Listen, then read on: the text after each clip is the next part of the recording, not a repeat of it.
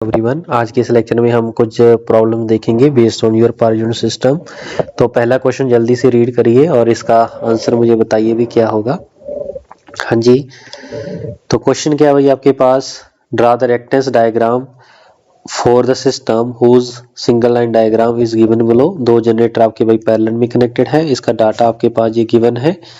ठीक है, ऐसे ही आपके पास एक ट्रांसफार्मर T1 है, ये मान लीजिए ट्रांसफार्मर T2 है। ठीक है, उसका डाटा आपके पास गिवन है। यहाँ पे ये ट्रांसमिशन लाइन है भाई between that your transmission line, उसकी जो रेजिस्टेंस और रिएक्टेंस आपको गिवन है भाई। ऐसे ही ये ट्रांसफार्मर आपके पास गिवन है। तो सबसे पहला क्वेश्चन आता है भाई बेस वैल्यूज। ठीक है, तो बेस वैल्यू क्या बोल रहा है,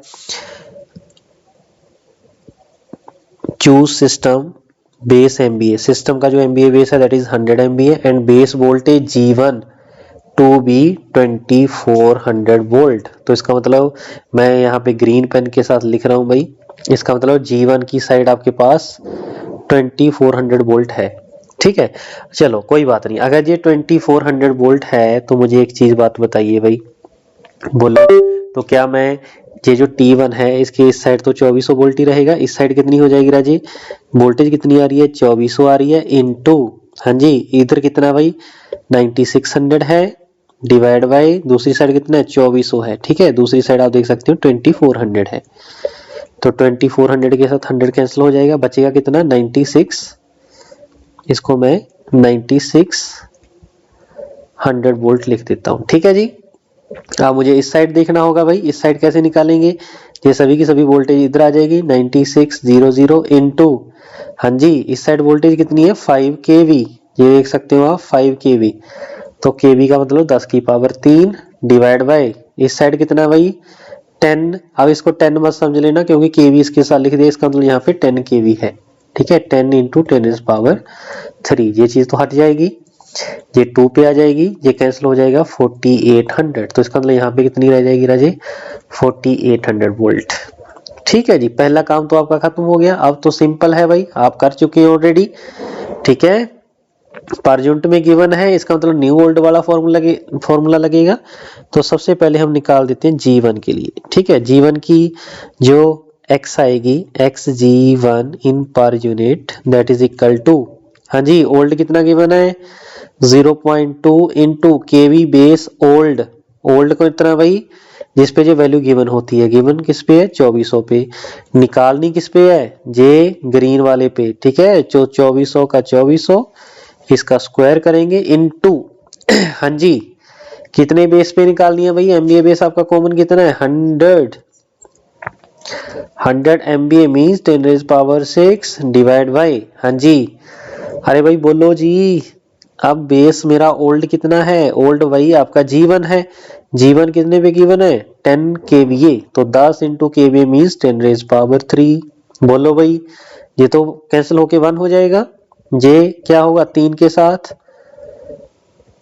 3 कैंसिल हो जाएंगी, बची एक इसके साथ कैंसिल हो जाएगी, तो कितना बचेगा 30 इंटू 0.2। बाकी आप कैलकुलेशन देख लेना, मेरे ख्याल से इसका 6 पर यूनिट आएगा। ठीक है, ऐसे हम G2 का निकालेंगे राजी, xG2 in per unit that is equal to 0.2 into, इसका भी देखो वोल्टेज सेम है भाई 2400 बाई 2400 इसका square into MVA base same रहेगा, और यहाँ पे कि आपके पास कितना 20 है। ठीक है, इसका जो MVA बेस ओल्ड वाला है दैट इज 20 इंटू 10⁻3।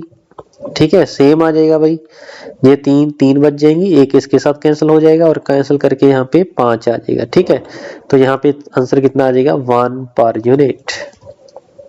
ठीक हुई इतनी बात, क्योंकि ये चीज तो मेरी कैंसिल हो जाएगी, समझे मेरी बात। तो भाई एक बात देख लो भी, आपकी यहाँ पे कोई गड़बड़ तो नहीं है, बिल्कुल गड़बड़ होगी है भाई। आप देख सकते हो ये जो मैंने यहाँ पे लिखा था, ये तो मैंने इसकी पावर में था ना, 10 की पावर 3 बचा था, मीन्स 10 की पावर 4 बचा था। ठीक है, तो भाई ऐसी गड़बड़ नहीं करनी है, क्योंकि ये तो पावर 6 थी ना, मैंने 3 के साथ कैंसिल करके पावर लिखा था, लेकिन मैंने डायरेक्ट मल्टीप्लाई कर दिया। तो 0.2 इंटू 10⁻4 मीन्स दिस, तो आपका जो आंसर है दैट इज 2000 पर यूनिट आपका आ जाएगा। जहां तक के हुआ। अब सेकंड केस को भी जल्दी से करिए सिंप्लीफाई और देखो कितना आंसर आ रहा है। ठीक है, तो गलती नहीं करनी है भाई एग्जाम के अंदर। ये जो छोटी छोटी गलती है ये आपने नहीं करनी है। अगर वहां पे ये गलती करोगे तो आप भाई क्या होगा, क्या होगा बोलो, आपकी मेहनत का कोई मूल्य नहीं मिलेगा। मूल्य मिलने का मतलब क्या हुआ, प्रोसीजर तो आपको पूरा पता था, लेकिन आईआईटी का जो एग्जाम है उसमें क्या चाहिए, आपका रिजल्ट चाहिए। Result plus knowledge plus accuracy भी चाहिए। ठीक है, सभी चीजें आपकी अगर एक साथ लगेंगी तभी आपका आंसर क्या करेगा राजे, मैच करेगा। That is the very good point. ठीक है, तो गलती करो, जितनी कर सकते हैं कर लो। ठीक है, लेकिन एग्जाम में कोई भी गलती नहीं करनी। एग्जाम से पहले जो आपका मन करता है करिए। ठीक है, दिल खोल कर आप गलती करिए। ठीक है, गलती करोगे तभी तो सीखोगे ना, समझे मेरी बात। तो इसीलिए भाई आपको मैं बता रहा हूं, तो एक्यूरेसी आपकी इंपॉर्टेंट है। ठीक हुई इतनी बात, चलिए बढ़े आगे। चलो जी तो यहाँ पे आंसर कितना आ जाएगा, 2000 पर यूनिट। ठीक है, तो सेकंड केस का निकालो जल्दी से। तो सेकंड केस के में भी ये 3 जो कि आपका 10 की पावर में है। ठीक है, तो 5 इंटू 0.21 हो जाएगा, मीन्स 10 की पावर 3 बच जाएगा, तो 1000 पर यूनिट। अब नेक्स्ट क्या आपके पास ट्रांसफॉर्मर T1 है, तो T1 के लिए निकालो भाई XT1 in per unit that is equal to, हाँ जी ओल्ड वैल्यू कितनी है, ओल्ड वैल्यू कितनी है रिएक्टेंस की राजी, ये रहा ऊपर लिखा हुआ मेरा 0.1। ठीक है, तो 0.1 इंटू केवी बेस ओल्ड कितना होगा राजी, बोलो। या तो आपका 2400 होगा या फिर क्या आएगा 9600 होगा। ठीक है, तो आप जो मन करता है वो ले लो, मैं एल्टी साइड ले लेता हूं भाई। ठीक है, तो कितना आ जाएगा 2400 बाई 2400,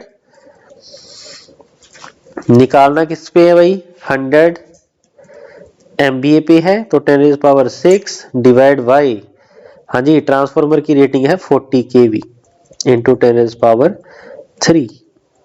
ठीक है, जे भी कैंसिल हो जाएगा भाई। ठीक है, तो जे मेरा बचेगा 1/4 इंटू 10⁻, मीन्स 1000।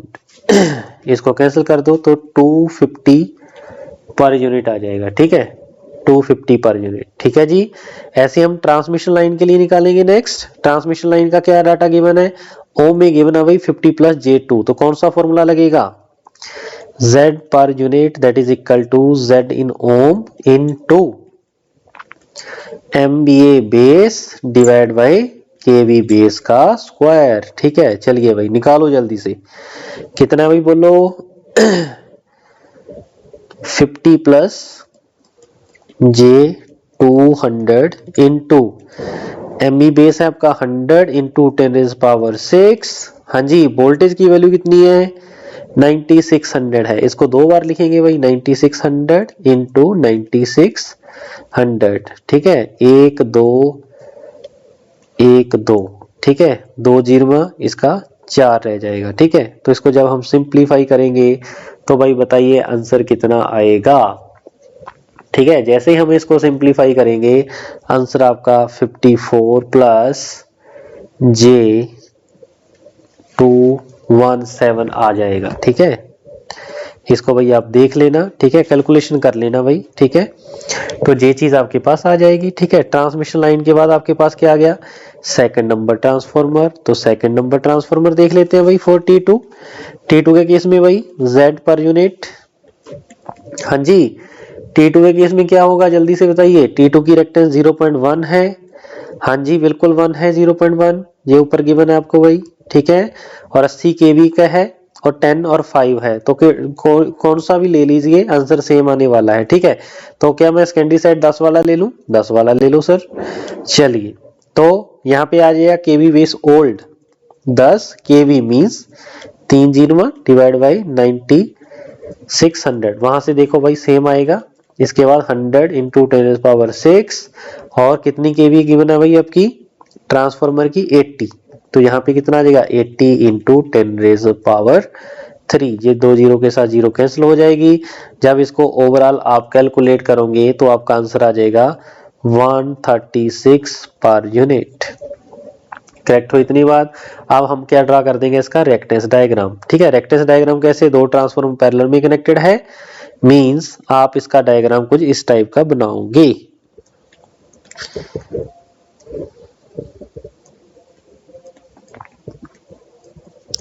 जहां आप ऐसे करिए, इसको थोड़ा सा मैं यहाँ पे चेंज कर रहा हूं, ऐसे एक बस को दिखा दीजिए। ये दोनों जनरेटर हो गए भाई, ये G1 हो गया, ये G2 हो गया। ठीक है, इसके बाद ट्रांसफार्मर का रिएक्टेंस, फिर आपके पास ट्रांसमिशन लाइन, फिर आपके पास T2 ट्रांसफार्मर, फिर एक चीज आ भाई आपका लोड भी रह गया है, लोड आपका मोटर कनेक्टेड थी। ठीक है, तो मोटर का यहीं पे निकाल लेता हूं भाई, XM that is equal to previously कितना है 0.1, ये देखिए 0.1 है। और मुझे एक चीज बताइए, इसकी वोल्टेज कितनी गिवन है बोलो, मोटर की जे गिवन है देखो 400। ठीक है, 4 kV। ठीक है, तो ओल्ड कितनी है 4 kV means 4000 divide by actual कितनी है जी 4800। इसका क्या कर देंगे स्क्वायर इनटू, बोलो जी MVA 100 इंटू 10⁻6 डिवाइड बाई, बोलो मोटर का कितना है 25 kVA। ठीक है, इसको सॉल्व कर लेना। ठीक है भाई, जो भी आंसर आएगा आप वहां पे लिख देना। ठीक है, चलिए इसके बाद मोटर आ गया और मोटर का वोल्टेज आ गया। ठीक है, तो ये XG1 होगा, मैं लिख देता हूं भाई, आप देख के लिख लेना इसकी वैल्यूज कितनी आ रही है। ये XT1 होगा, ये X ट्रांसमिशन लाइन होगा, ये XT2 होगा, ये X मोटर होगा। ठीक है, तो ये मेरे पास क्या बन जाएगी भी पर फेज रिएक्टेंस डायग्राम। ठीक है, कोई दिक्कत कोई कंफ्यूजन है तो बताइए, जो केस हमने पिछले लेक्चर में देखे थे उसी के बेस्ड ये आपकी प्रॉब्लम्स हैं। ठीक है जी, क्वेश्चन नंबर 2 देखिए, आ 75 MVA 100 kV synchronous generator has, तो जब मेरे पास 75 MVA था 10 kV थी, उस केस में XT की वैल्यू कितनी है 0.4 per unit. The XT value in per unit to be base of this and this is, ठीक है, अब मैंने बेस चेंज कर दिया अभी, 100 MVA कर दिया है और 11 kV कर दिया है। अब मुझे बताना है XD की पर यूनिट वैल्यू कितनी होगी। ठीक है, इसका मतलब ये मेरा किसकी तरह ट्रीट करेंगे ओल्ड, जिसपे निकालना है दैट इज न्यू। फॉर्मूला क्या बताया था भाई आपको, बोलो जल्दी से।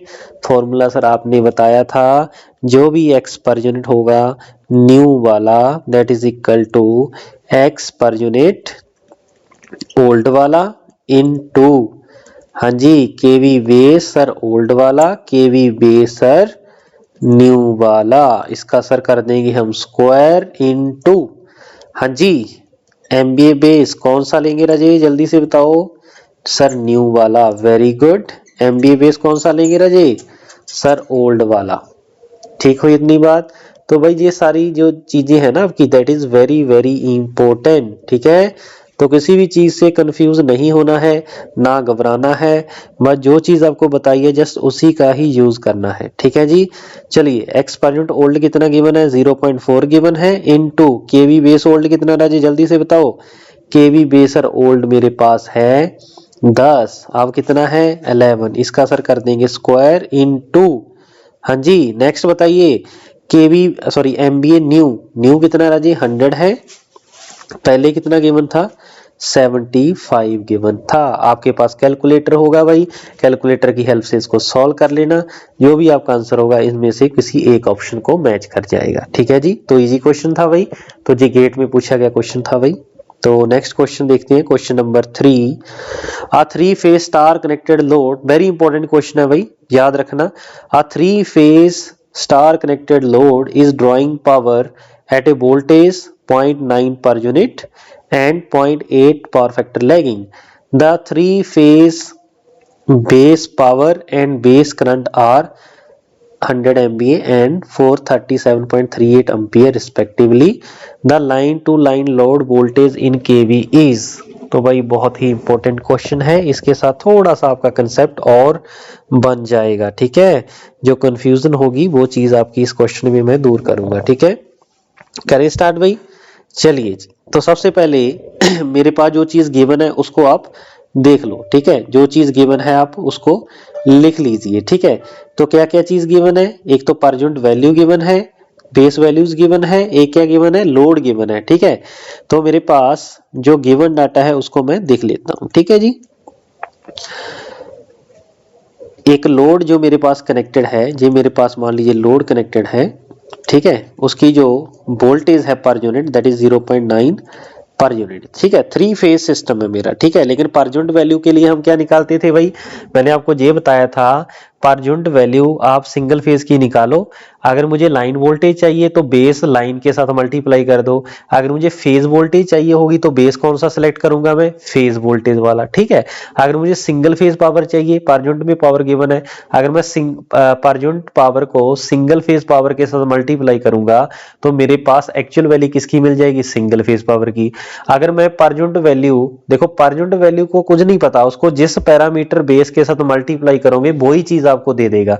अगर मैं 3 फेज पावर के साथ मल्टीप्लाई करूंगा तो 3 फेज पावर दे देगा, समझ रहे मेरी बात, that is the point of this, ठीक है। और जो पावर फैक्टर है राजेश इसका दैट इज 0.8 लैगिंग, लैगिंग है तो इंडक्टिव लोड रहा होगा, समझ रहे मेरी बात। अब पावर की जो वेस है, एमबीए वेस आपको गिवन है राजी, MVA base that is equal to 100 MVA, और करंट की जो वेस वैल्यू है दैट इज योर, बोलो 438.38 एम्पियर, ठीक है। 3 फेज सिस्टम है, इसका मतलब जो एमबीए वेस होगा राजे that is equal to √3 times of V line to line voltage का base into current line to line का बेस वैल्यू, ठीक है। तो यहाँ पे वोल्टेज लाइन टू लाइन की बेस वैल्यू निकाल ले भाई, हाँ जी बिल्कुल निकाल लेते हैं। MVA base divide by √3 into I L line to line, और स्टार केस है, इसका मतलब लाइन करंट और फेज करंट दोनों क्या रहेंगे राजे, सेम रहेंगे। तो यहाँ पे लाइन टू लाइन की बेस वैल्यू निकाल ले, बिल्कुल निकाल लेते हैं sir. 100 into 10⁻6 divide by √3 into 437.38, ठीक है।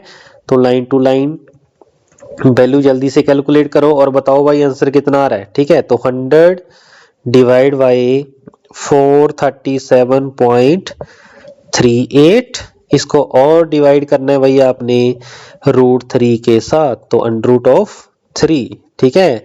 और इसको 1000 से मल्टीप्लाई कर दो, 1000 का हम केवी बरत लेंगे तो 132 केवी, ठीक है। जी मेरे पास क्या गिरा जी, वोल्टेज की लाइन वैल्यू, ठीक है जी। अब मुझे निकालना क्या था, the line to line load voltage in KV is, तो भाई आपको बेस वैल्यू पता चल गई। अब ये लाइन टू लाइन है, ठीक है, तो इसका मतलब अगर मैं यहाँ पे वोल्टेज निकाल दूं, वोल्टेज कौन सी, लाइन टू लाइन वोल्टेज, ठीक है। Line to line voltage is, voltage की जो पर यूनिट वैल्यू है और जो लाइन टू लाइन है उसकी बेस वैल्यू, ठीक है। पर यूनिट वैल्यू किसके इक्वल थी राजे, दैट इज इक्वल टू 0.9, तो 0.9 इंटू 132 केवी कर दो भाई, ठीक है। तो वो मेरा आंसर आ जाएगा, तो 0.9 कर देते हैं भाई, तो ये आ जाएगा 118.8 केवी, ये मेरी लाइन टू लाइन वोल्टेज आ जाएगी राजी, ठीक है। अब इसी क्वेश्चन को मैं ऐसे भी निकाल सकता था भाई, अगर आपसे पूछे कि फेज वैल्यू निकालो, ठीक है, तो डायरेक्टली आप यहां से भी फेज निकाल सकते हो, डिवाइड बाय √3 कर दो, ठीक है, तो फेज वोल्टेज आ जाएगी। अदरवाइज अगर मैं बेस, ठीक है, phase value of load voltage, उसमें आप ऐसे भी कर सकते थे, ठीक है। ये जो पर यूनिट वैल्यू है इसको आप फेज वोल्टेज का बेस जो होगा उसके साथ मल्टीप्लाई कर दो, ठीक है। इसको कुछ नहीं पता, ठीक है, पर यूनिट को कुछ नहीं पता, जो आप बेस जैसा दोगे वैसा इसका आंसर आ जाएगा, ठीक है। अगर ये लाइन वोल्टेज रहेगी तो आंसर मेरा लाइन वोल्टेज में आ जाएगा, अगर ये फेज वोल्टेज होगी तो फेज वोल्टेज में आ जाएगा, ठीक है। नोट करके पॉइंट डालिए, if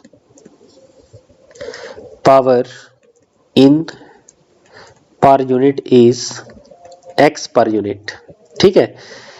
now if single phase power p is taken as a base, तो अगर मैं पावर की एक्चुअल वैल्यू निकालूं, actual value that is equal to, हाँ जी, पावर की per unit value into power का बेस वैल्यू। पावर की एक्चुअल वैल्यू कितनी है राजे, x है, और बेस वैल्यू कितनी है, स्मॉल p है। ये जो xp आ जाएगा राजे, कौन सी पावर आएगी, सिंगल फेज पावर आएगी या थ्री फेज पावर आएगी, that is your three phase power और सिंगल फेज पावर। बोलो बोलो जी, अभी तो बताया यार, that is your single phase power. कैसे पता चला सर, जैसी जो पावर होगी, पावर अगर सिंगल फेज है तो सिंगल फेज आ जाएगा बेस वैल्यू। देखो बेस वैल्यू मैंने ली है, ठीक है, टेकन एज बेस, कौन सा, पी कौन सी, सिंगल फेज। जैसी नेचर का पावर होगा उसी नेचर का मेरा रिजल्ट मिल जाएगा। अगर ये थ्री फेज पावर होती तो ये जो पावर एक्चुअल आप निकालते, ये कौन सी आती राजे, थ्री फेज। करेक्ट हुई इतनी बात। तो एक क्वेश्चन और देखते हैं भाई, ठीक है, तो कंफ्यूज नहीं होना, बड़े आराम से चलते जाना है, ठीक है जी। चलिए नेक्स्ट क्वेश्चन देखिए भाई, a generator is connected through a 20 MVA, जिसकी वैल्यू आपको गिवन है, step up transformer to a transmission line. तो अब सर्किट ड्रॉ कर लेते हैं भाई। एक मेरे पास जनरेटर है, जनरेटर आपका स्टेप अप ट्रांसफार्मर के साथ ट्रांसमिशन लाइन को मिल रहा है, ठीक है।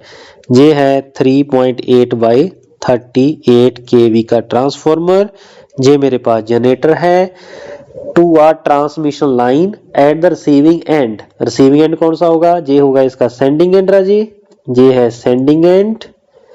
मान लीजिए जहां तक है मेरी ट्रांसमिशन लाइन, ये मेरे पास हो जाएगा रिसीविंग एंड। ठीक हुई यहां तक बात। Receiving end of the line or load is supplied through a step down transformer. यहाँ पे भाई आपने एक स्टेप डाउन ट्रांसफार्मर लगा दिया, वो किसको सप्लाई कर रहा है, किसी एक लोड को सप्लाई कर रहा है, ठीक है। यहाँ पे मैंने लोड दिखा दिया, ठीक है।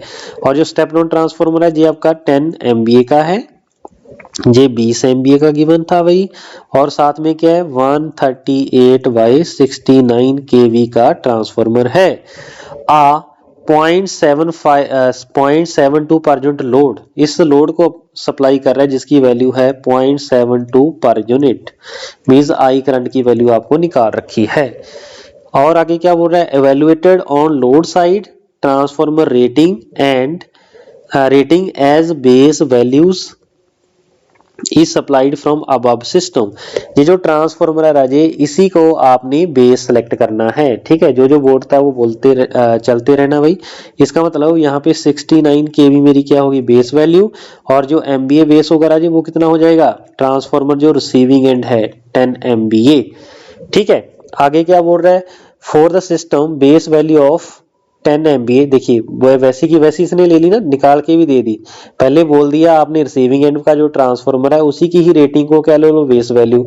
इसके बाद फिर उसने निकाल के भी दे दी, for system base value 10 MVA and 69 kV in load circuit, the value of load in per unit in generator circuit will be। तो आपने ये बताना भी, ये जो जनरेटर सर्किट है इसमें लोड का जो करंट होगा उसकी क्या वैल्यू होगी। ये तो बहुत ही सिंपल क्वेश्चन है भाई, कैलकुलेट करने की जरूरत ही नहीं है, ये पर यूनिट में निकाल रखा है। इसकी पर यूनिट रिएक्टेंस डायग्राम कैसे बनाएंगे, जनरेटर सर, जनरेटर का रिएक्टेंस सर, इसके बाद एक ट्रांसफार्मर आया सर, फिर ट्रांसमिशन लाइन आई सर, फिर अनदर ट्रांसफार्मर आया सर, फिर मेरे पास सर लोड आ गया, जो लोड मैंने यहाँ पे दिखा रखा है। बोलो जी।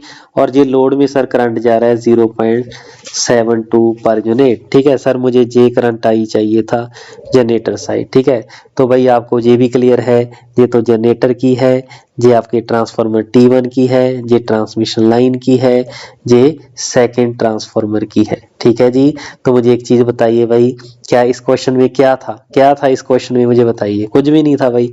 तो लोड करंट जो होगा वही मेरा करंट इसमें आएगा, क्यों, क्योंकि ये पर यूनिट में गिवन है। अगर ये पर यूनिट में गिवन ना होता फिर मैं इसको कैलकुलेट करता। करेक्ट हुई इतनी बात। तो इसका मतलब कुछ नहीं है, इस क्वेश्चन का जो राइट आंसर होगा दैट इज 0.72 पर यूनिट, ठीक है। तो इस क्वेश्चन का जो राइट आंसर होगा सी हो जाएगा। क्लियर है भाई बात, क्योंकि पर यूनिट रिएक्टेंस डायग्राम मेरी ऐसी बनेगी, क्योंकि हम बार बार इतने क्वेश्चन कर चुके हैं, ऐसी ही बनती है।